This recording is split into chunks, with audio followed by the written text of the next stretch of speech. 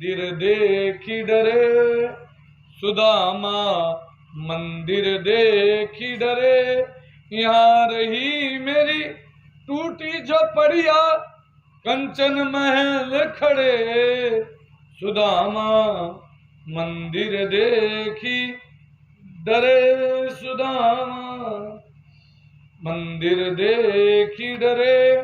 और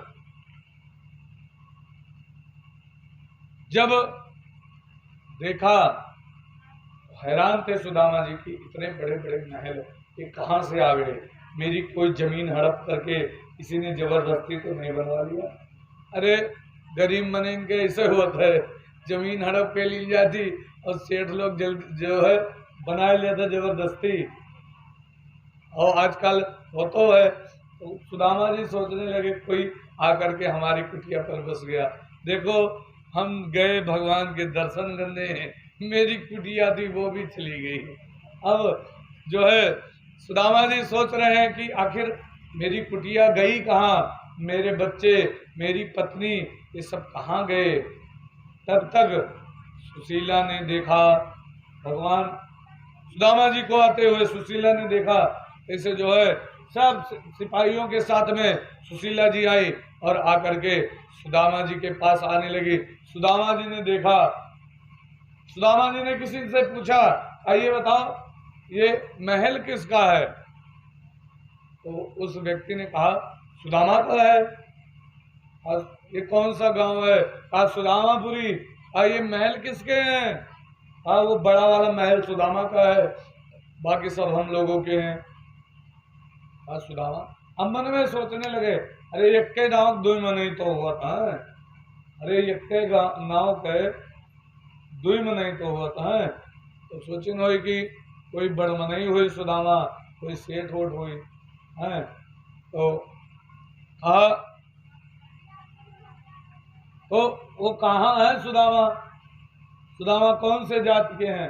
अब ब्राह्मण है, तो कहीं ब्राह्मण तो नहीं, इन कोई हो ही ब्राह्मण उच्च कोटि के, उनके पास धन हुए तो बना लिए सो। तो कहा वो सुदामा गए कहाँ हैं, द्वारिकापुरी में गए हैं। द्वारिकापुरी से लौटे, कहा नहीं अभी नहीं। तो सोचने लगे द्वारिकापुरी तो मैं गया था। तो कहा लौटे, कहा नहीं लौटे। फिर सोचने लगे मैं गया था, मैं ही नहीं लौटा, अब मैं लौटा हूँ। तो फिर सोचने लगे क्या पता कोई दूसरा हो, गया हो न लौटा हो भी, जो है उसके संबंध इसके संबंध भगवान कृष्ण के अच्छे हों। अब यही सोचते जाएं सुदामा जी बार बार कि जो है यहाँ पर मेरी मड़ैया थी वो पता नहीं कहाँ चली गई। अब बड़े बड़े जो है सोने के महल खड़े हुए हैं।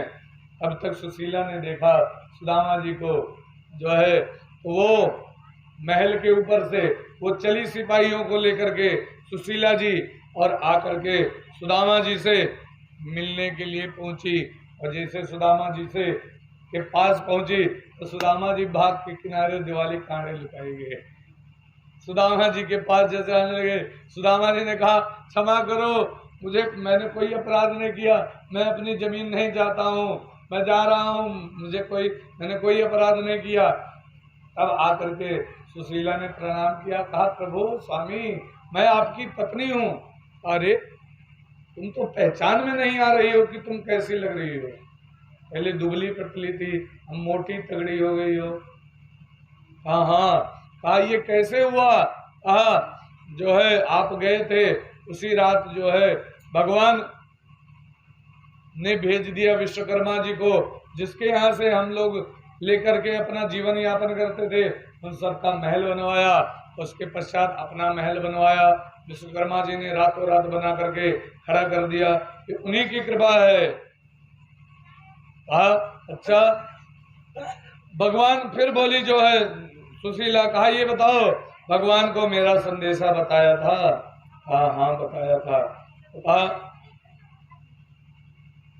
तो उन्होंने क्या कहा, तो कहा उन्होंने कहा होनी थी सो हो गई, अब न ऐसी होए भाभी तेरे भवन में नित्य द्वादशी होए। अरे जो होनी थी हो गई, अब आपके भवन में नित्य द्वादशी होगी, भाभी चिंता मत करो।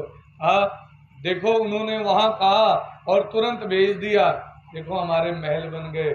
और तो सुदामा जी को लेकर के आए और ला करके जो है उनके बेटों ने बड़ी सेवा की सुदामा जी की, और सुदामा जी को फिर वस्त्र पहनाए और सुदामा जी को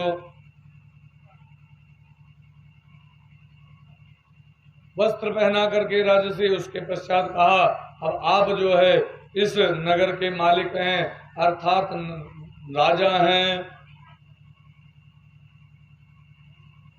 और जब ऐसा जो है सुदामा जी ने देखा, अब राजकाज चलाने लगे, राजकाज में बड़ा जो है झंझट है, तो सुदामा जी मन में सोचने लगे, अरे देखो क्या मैं फंस गया, बढ़िया नहीं अच्छा था जो है मैं भगवान का भजन करता था, लेकिन देखो अब मैं राजकाज में फंस गया हूँ। हैं जिनके पास जितना काम रहा था, जितना झंझट रहा थी, तो व्यक्ति उतने बाझा रहा था भगवान के स्मरण नहीं के पावर। जो फकीर है जिसके पास कुछ नहीं है, निश्चिंत होकर के भगवान का स्मरण करता है। इसीलिए कबीरदास जी ने लिखा है कि मन लागो मेरो यार फकीरी में।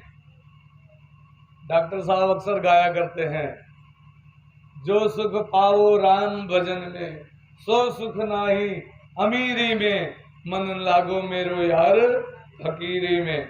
जो है सुदामा जी सोचने लगे कि बढ़िया जो है अच्छा ठीक ठाक था, अब देखो भगवान ने इतना बढ़िया वो दे दिया है।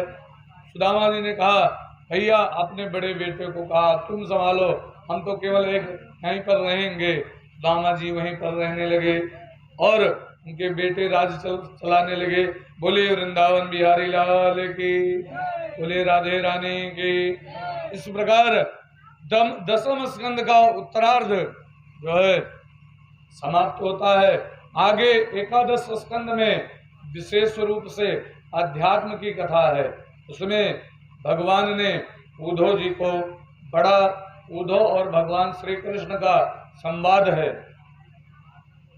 संक्षेप में जो है श्रवण करते चलते, क्योंकि अध्यात्म बहुत ध्यान देंगे तब समझ में आएगा, और ध्यान नहीं देंगे तो समझ में नहीं आएगा। भगवान उद्धव जी ने पूछा, आप प्रभु आप ऐसे जल्दी मिलते हो सबको, सबसे शीघ्र किसके द्वारा मिलते हो? तप के द्वारा मिलते हो, यज्ञ के द्वारा मिलते हो, कि जो है ज्ञान के द्वारा मिलते हो, कि सत्संग के द्वारा मिलते हो? भगवान ने कहा उद्धव मैं सबसे पहले सत्संग के द्वारा सबसे जल्दी मिलता हूँ, क्योंकि लिखा है ना प्रथम भगत संतन कर संगा, और सत्संग जो है मुझे बहुत जल्दी प्राप्त करा देता है। मनुष्यों को, जीवों को अगर सत्संग करते हैं तो मुझे प्राप्त कर लेते हैं। अच्छा फिर पूछा, कहा प्रभु जो है ये हमारी इंद्रियां बाहर क्यों जाती हैं, क्या कारण है? हम अपने इंद्रियों को रोक नहीं सकते। जो है वास्तव में देखा जाए, भगवान ने बताया आज जिसके एक इंद्रिय होती है